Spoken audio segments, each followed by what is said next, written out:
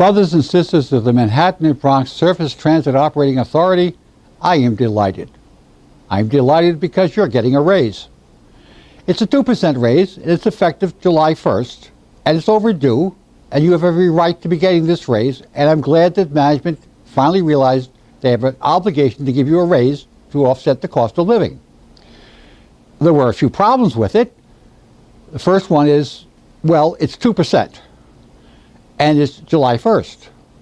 Your brothers and sisters who are in our union, who are sitting quite often in the same office or next to you, they received a 3% raise back in April. Was it April? I think it was April, yes, April 1st. And now you're getting a raise a few months later with no retroactivity. And it's for less. Okay, that's not so good, but at least you're getting a raise. Well, actually some of you aren't getting a raise because I read the memorandum. I assume you had a chance to read the memorandum that they sent out. If not, we'll put it on the website so you can read the memorandum. But it has a few caveats, a few things where, for example, if you just joined MaBSTOA last month, well, you don't get the raise. If you joined it 3 months ago, you don't get the raise. If you joined it 6 months ago, you don't get the raise. You have to join it more than a year ago today in order to get the raise. That's kind of, I guess the word is chintzy. If you looked at the union contract, if you're on board when the raise comes, you get the raise. And that sounds more fair to me. But they do what they do, and they've done it. That's not the only person who might be a little trouble on the raise.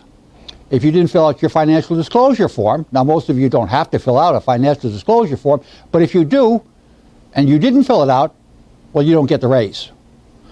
On top of that, they have a very interesting question about people who were demoted, either voluntarily or involuntarily. Do they get the raise? Well, the Human Resources Department will have to look into that. But right now, they have no answer for you, so you may or you may not get the raise. Then we have the people who received unsatisfactory evaluations. Now here's a problem. Who gave them the unsatisfactory rating? Was their boss? Was their boss right? I don't know. I have no way of double checking. See, a non-represented employee gets no due process whatsoever, so if the boss says you're unsatisfactory, you're unsatisfactory. It's like a trial that you don't get. You just get the verdict. If you want to know what the penalty is, well, you don't get the raise. They save a little more money on that too. If all of this by itself weren't enough, you have to understand that the organization of staff analysts have been trying to help you belong to a collective bargaining unit, not because of the money. We told you a long time ago the money was better with the union, and once again, management of MaBSTOA has made it very clear that the money is better with the union. But that was never the reason why we told you to join the union in the first place. We said the most important thing about the union was the fairness on the job, the right to due process, the right to be treated fairly. We have another video we put up there some time back talking to the Senior Consultant Management Information Services. It has to do with unions in general. It's not a question of which union is better or worse, just unions in general. You might want to take a look at it. It's listed under the title, I think unions are a good idea. It's meant for the Senior Consultant Management Information Services, but it applies to you also. It applies to all of us who work for a living. Brothers and sisters, in this current situation, you have a right to vote for one of two different unions, or you can vote for neither. I would really hope that none of you vote for neither.